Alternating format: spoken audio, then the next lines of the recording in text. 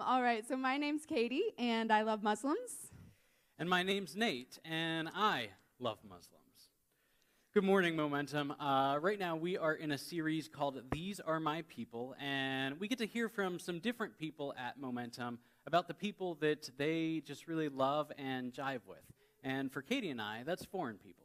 Yeah, and we actually were foreign people at one point, as you saw there. In 2019, right before the pandemic hit, we we packed up everything we owned and we moved to Indonesia, which is the most densely populated country in the world. It's actually the fourth most populated country in the world. Most people think of China, Russia, and the United States, but Indonesia is number 4. It's also the country that has the most Muslims in the world. So isn't that fascinating? It's not a country in the Middle East like we would think. It's actually Indonesia. Indonesia has the most Muslims in the world. And when we lived there, we lived in this beautiful little community on top of a mountain, and it was a very close-knit community. The people there were from that area. They spoke all the same language. They actually spoke a tribal language called Sundanese. And when we moved into that community, we were very much the anomalies of the community. We were the only white people. We were the only ones who spoke English as our native language. We were the only ones who were from America. We were kind of the people that were like, ooh, we just, we would go about do our thing, like take walks in the neighborhood, and people would just kind of stare at us, but never really like make conversation with us or interact with us. We had 2 landlords who were married, and they lived in a house in the community as well, and they were nice to us, so that was good. They quickly became our friends, but the rest of the village, no. We were very much the foreigners to them. Mm-hmm. And so I want to tell you a story of something that happened to us while we were over there. So there are all kinds of different shops and different things. They're all over. Like, you couldn't look anywhere or throw a stone without hitting one. But we would go into different shops for different things. For one of the things we needed, it was like gas canisters. We would use that to use our water heater for the shower and then the stove. And so whenever it would run out, I would have to walk to the shop and get a new one. And so one day I walk in. It's after the pandemic had started. I walk in and I talk to the owner, and I say, hey, I want a new gas canister. And she says, okay, this is what the price is going to be. And I'm like, whoa, I just want one. I don't need more than one. She's like, yeah, the prices have gone up. It is more expensive than it usually is. So I said, okay, fine. So I handed her the money, and I left. And they always loved when I would take things back home, because most people, they would just throw it on their motorcycle and drive it home. But I did not have the wherewithal to do all of that, so I just carry it back. And sometimes I'd throw it up on my shoulder, but usually I did like this waddle where I just kind of, tried to take it back. But after I got home, I was like, I texted our friends, our landlords, and I said, man, gas prices have really gone up lately. It's surprising how much they were. And they were like, what do you mean? And I said, I just paid double for what I usually pay at the local shop. And they said, that doesn't seem right. Hang on. And this is where a woman named Ibu Nani comes in. Ibu Nani is the mother of our landlords, and she she's probably like 4'5", and she has like 2 teeth, but she smiles with her whole face, including those 2 teeth. And she's very kind, she's very fair, but she's definitely an important person in that neighborhood. She was one of the first people to ever live there, and in the words of our landlord, she was the true OG of that neighborhood. So she has like this authority that no one else in the neighborhood has. So apparently, Ibu Nani hears about this, and she marches herself down to the convenience store shop, and she tells the shop owner, you will not mistreat my friends, which is crazy because we had only met Ibu Nani once at this point, and we couldn't even have a conversation with her because she doesn't speak English. She doesn't even speak Indonesian, which we only knew a little of anyway. She only spoke Sundanese, the local language, and so she really had no way to relate to us, right? Well, later that evening, the shop owner kind of comes to our door and almost coweringly gives us back our money back. She's like, I'm sorry, here you go. And so Ibunani really had a conversation with that woman. But but yeah, so Ibunani showed us that kindness. She couldn't even, she couldn't relate to us in any way. We were true foreigners to her, but she just decided very early on, these are my friends, and I'm going to stick up for them. I'm going out on a limb for them. And I know we're not the only ones who have experienced some unconditional kindness from someone. Maybe you were getting Starbucks one day and somebody in line in front of you decided to pay for your drink. We always love that, right? That's always really nice. Or maybe it's something bigger, like maybe you were in need of a car, your car broke down, and somebody gave you their car. Or maybe you received an anonymous gift at a really in a pinch time in your life, and that anonymous gift just changed the game for you. We've all kind of been on the receiving end of that kindness, right? And perhaps it's even been from someone that you would consider outside of your community or outside of your culture. So the reason why it's really important to be kind to others, including foreigners, is because it's really close to God's heart. And Jesus actually shares a story in the Bible that communicates just how important it is for him. Mm-hmm. And just to give you some background, so this lawyer walks up to Jesus and he asks Jesus, what must I do to inherit eternal life? And Jesus, since he's a lawyer, Jesus asks him, what does it say in the law? And so the lawyer says, it says, love God and love people. And Jesus is like, you're good to go. You got it. And the lawyer, sometimes lawyers like to do this, right? They know what the answer is, but they like to push it a little bit further. Well, this lawyer's doing that. He wants to justify himself. So he asks Jesus, okay, who's my neighbor? And then Jesus responds with this story. In reply, Jesus said, a man was going down to Jerusalem, from Jerusalem to Jericho, when he was attacked by robbers. They stripped him of his clothes, beat him, and went away, leaving him half dead. A priest happened to be going down the same road, and when he saw the man, he passed by on the other side. So too, a Levite, when he came to the place and saw him, passed by on the other side. But a Samaritan, as he traveled, came to where the man was, and when he saw him, he took pity on him. He went to him and bandaged his wounds, pouring on oil and wine. Then he put the man on his own donkey, brought him to an inn, and took care of him. The next day, he took out 2 denarii and gave them to the innkeeper. Look after him, he said, and when I return, I will reimburse you for any extra expense you may have. Which of these 3 do you think was a neighbor to the man who fell into the hands of robbers? The expert in the law replied, the one who had mercy on him. Jesus told him, go and do likewise. So just to kind of summarize what we have going on here, there's this guy, and he's traveling between 2 cities. And as he's traveling, he gets attacked by robbers, and they beat him up. They leave him pretty much to die out in the middle of nowhere. And then this religious leader, think like a priest, comes by and sees him and continues walking, continues going on. And then a Levite comes. A Levite is someone that would work in the tabernacle or in the church. They come by and they see him, and I don't know, maybe he looks at him and thinks, oh, that's messy. I don't want to get my clothes dirty or something. He also continues on. And then this Samaritan comes by, and he looks at him. And the Samaritan, in this day and age, for Jesus to bring up a Samaritan, that would have made the people around very uncomfortable. They didn't like the Samaritans. The Samaritans were unclean. They were half-breeds. They did not like the Samaritans. So when Jesus brings this up, the Samaritan takes care of the man, and he takes him to the inn, and he gives the innkeeper money to take care of him. The coins that he used, those were about a day's wage. So we gave 2 days' wages to the innkeeper, and then from there, he said, I will give more if more is needed. Yeah, so Jesus exemplifies just how important it is to be kind to your neighbor, including, but possibly even especially foreigners, right? Even the people, and especially the people who may not be like you in some way, shape, or form, whether it's language, culture, ethnicity, etc. So we know that it's really important to Jesus for us to treat our neighbor in this way that this story described. So how do we do that? What's the application here? How can we love foreigners and serve them? We have 3 steps that we would like to give you today, because who doesn't love like a quick 3-step process to doing something, right? So this first step is to be unoffendable and accept that people are different from you. Mm-hmm.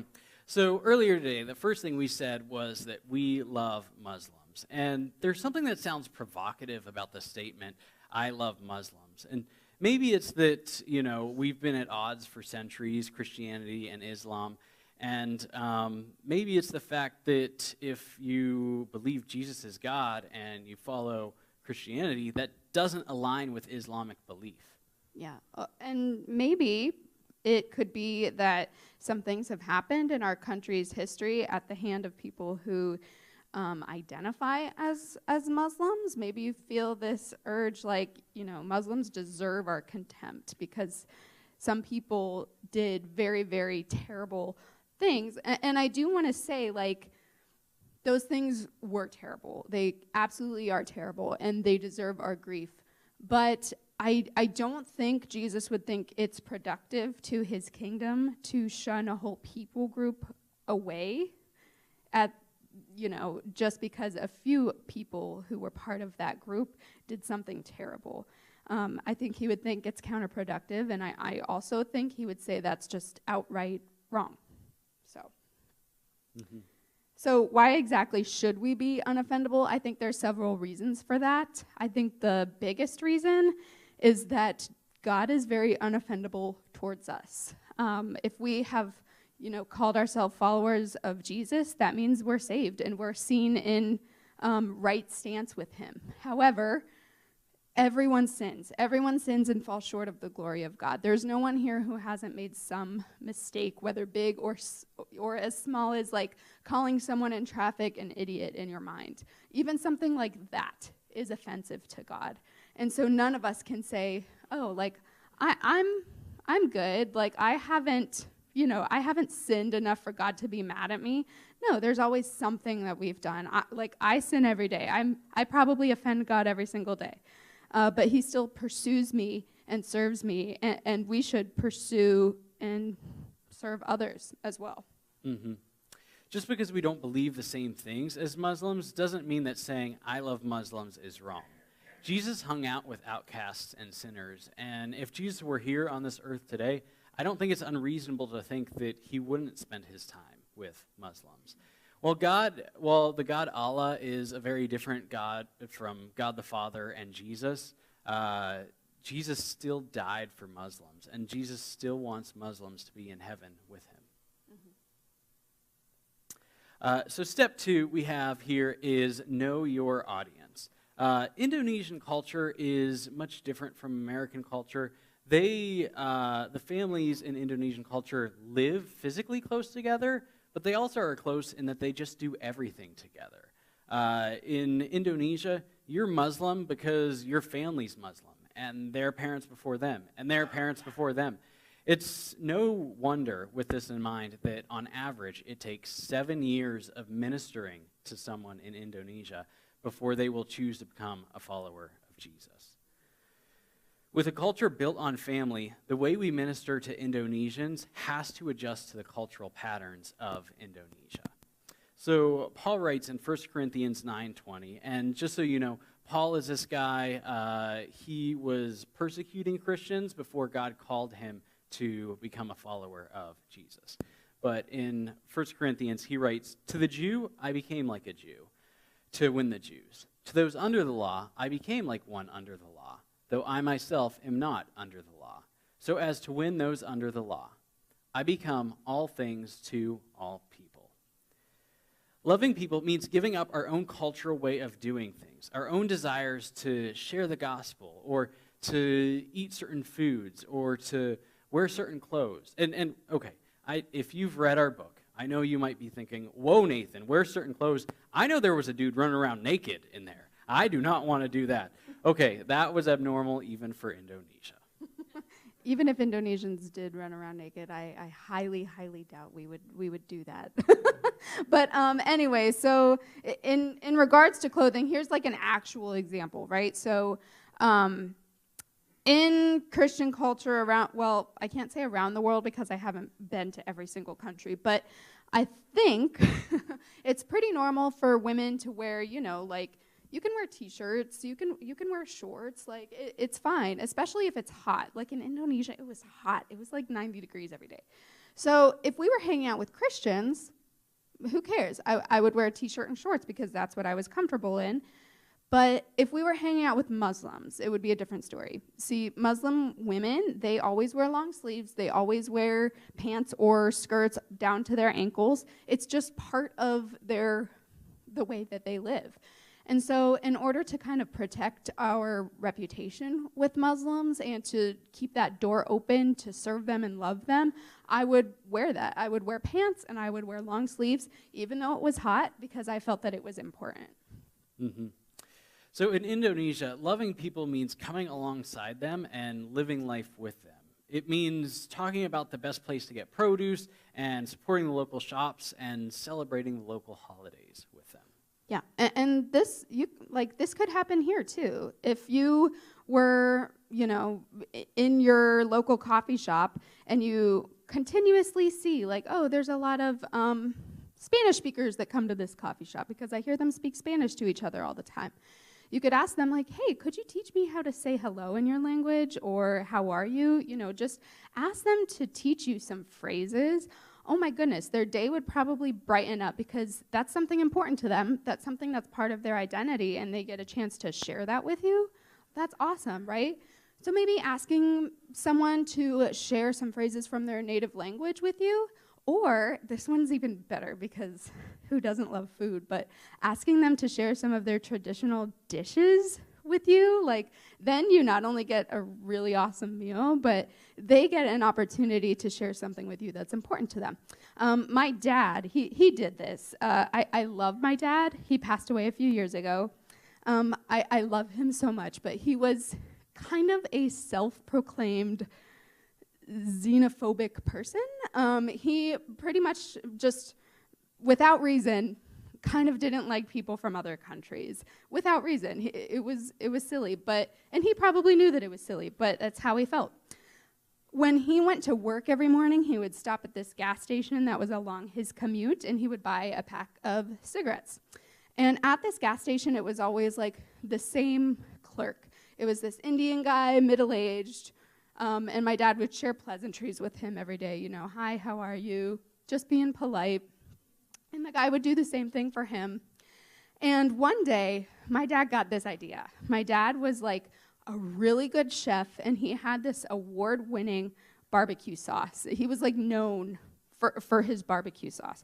So my dad took a jar of barbecue sauce from the pantry one morning, and on his commute, he stopped for his cigarettes, and he gave the jar of barbecue sauce to this store clerk, and he said, this jar of sauce, this sauce is objectively good to Americans. like Americans love this sauce, and I want to know if people who aren't American would also like it. And so the store clerk took it and was like, okay, sure, I'll give it a try. Well, the next day, my dad stops for his daily pack of cigarettes, and the store clerk is like, I tried your sauce, and I loved it. I shared it with my family, and they loved it. And so now I want to give to you something that I made and see if you like it. And he gave my dad this big, giant bag of, like, popped, spiced rice. I'm not sure the exact name of it, but I tried some, and it was so delicious. But, like, he handmade this stuff for my dad. Like, there was an exchange there. There was some kind of interpersonal strengthening that happened there. Even from a self-proclaimed xenophobe, being able to say, hey, I want to share something with this person, that gives all of us hope. Like, we could all do this. We could all do something as simple as asking someone, hey, share something from your native language with me, or share a food from your native country with me. And so it could be as simple as that. Choosing to give up our own desires and way of doing things is the way that we love people. love foreigners, love Muslims. We love Muslims because Jesus died for them, just like he died for you and me. God wants current Muslims to come to know him, to know him and to share a feast with him in heaven. And I want that too.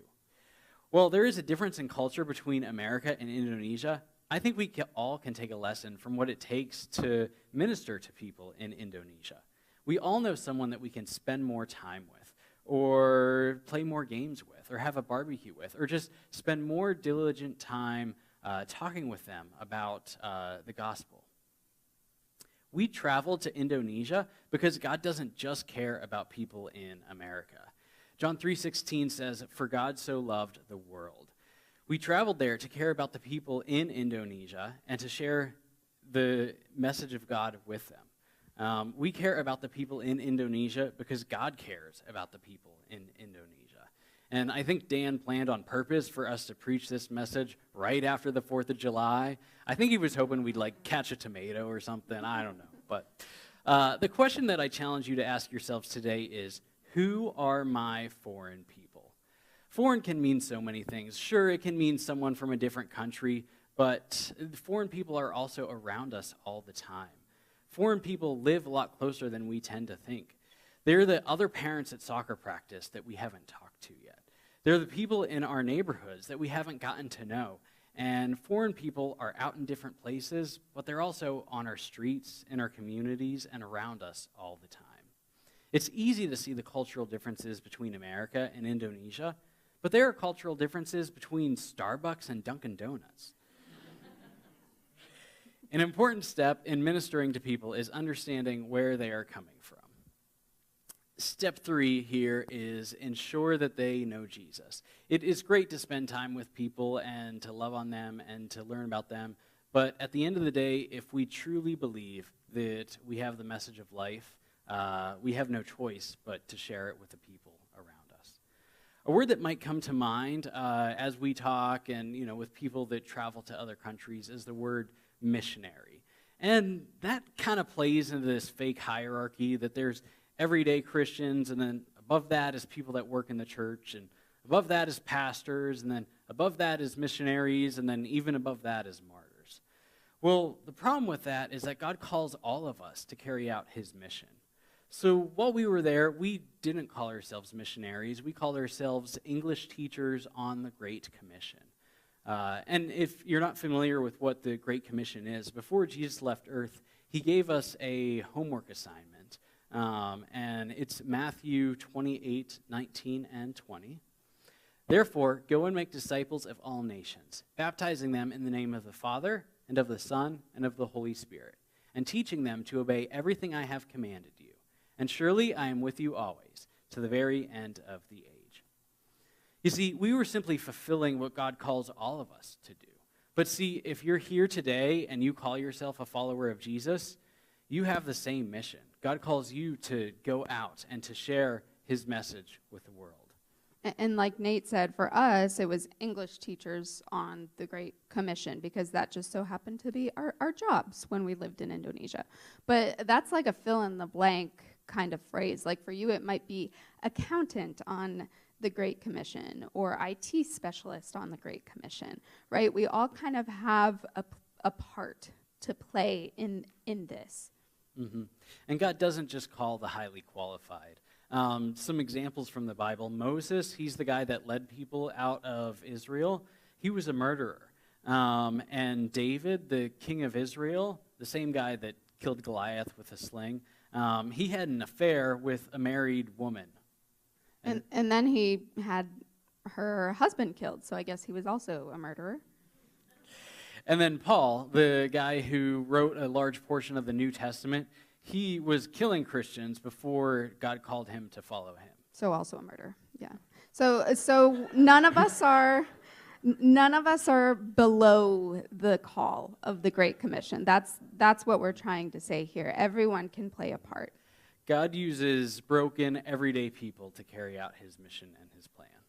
And we could make people our people, right? Even if they're not kind of hanging out with our group of people, we can make a very conscious effort to make that happen, to make that a reality. Like that's what Ibu Nani did. The story that I told earlier, Ibu Nani barely knew us, but she just decided very early on that we were her friends. We were going to be her friends for as long as we were living there. And so after, she after she scared the shop owner and made that shop owner give us our money back, she went on to become one of our favorite people in Indonesia. Actually, so I said her name is Ibu Nani. Her first name is actually Nani, but Ibu means mom in Indonesia. And so we would call her Mama Nani. Like she was like a mother figure to us.